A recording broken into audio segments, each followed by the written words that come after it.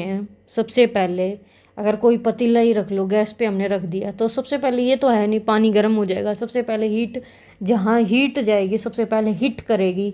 अब पतीले का जो नीचे का हिस्सा होगा, ठीक है, सबसे पहले क्या होगा, वो गर्म होगा, फिर कहीं जाके बबल्स बनेंगे, नीचे का पानी ठंडा हो गर्म होगा, फिर ऊपर का होगा, तो क्या होगा, वो ऐसे फिर जाके क्या होगा, फिर इवेपोरेशन होएगी, भाप बनेगी, फिर उड़ेगा, ठीक है। तो ये सब होता है, ये है हीट ट्रांसफर का। फिर आते हैं एंडोजेनेटिक फोर्सेस, यहाँ से स्टार्ट करते हैं हम। Earth movement are mainly two types. Earth मतलब क्या करती है, जो एंडोजेनेटिक हमने बताया, एंडो का मतलब जो इन, अंदर, अर्थ के अंदर जो भी प्रोसेस होती है उसको हम बोलते हैं।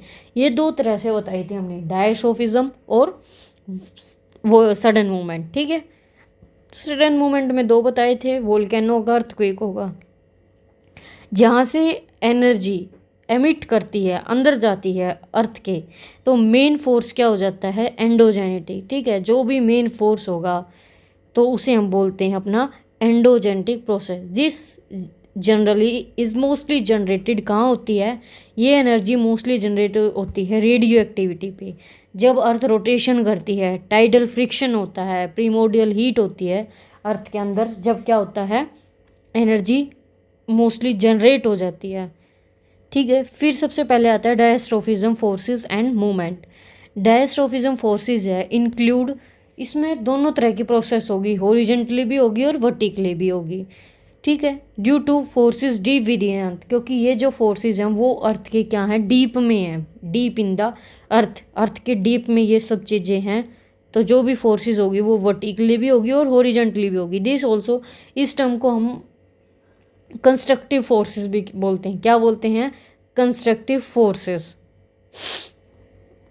फर्दर हम इनको दो टाइप्स में डिवाइडेड करते हैं, एपिरियोजेनेटिक मूवमेंट और ओरोजेनेटिक मूवमेंट। जो अपनी एपिरियोजेनेटिक मूवमेंट है, सबसे पहले हमें मतलब पता होना चाहिए कि एपिरियो क्या होता है। क्या होता है एपिरियो, एपिरियोस का मतलब है कॉन्टिनेंट। क्या मतलब है, कॉन्टिनेंट।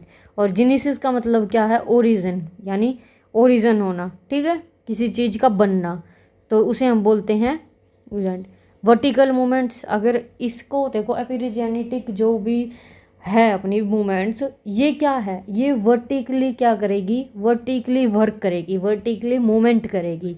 ये दो तरह की है, कितने टाइप्स की है, दो तरह की, अपवर्ड मूवमेंट होएगी और डाउनवर्ड मूवमेंट होएगी। ओरोजेनेटिक मूवमेंट्स, ओरोस का मतलब क्या होता है, क्या होता है ओरोस का मतलब